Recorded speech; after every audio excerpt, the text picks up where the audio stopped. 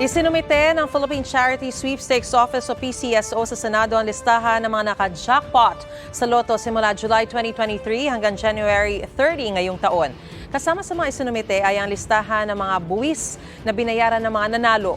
Sa pagdinig, muling inungkat ang posibilidad ng pagmamanipula sa resulta ng loto sa pamamagitan ng paggamit ng root access.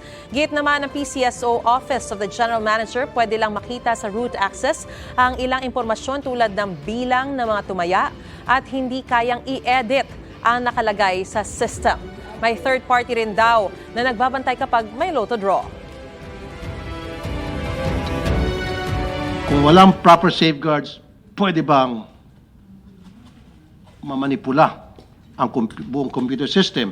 And the answer was yes. Kaya bang pakialaman ng isang tao lamang yung system? Kasi kung kami ay pareho ng hawak at pareho naming pwedeng itamper, yun ang concern ko.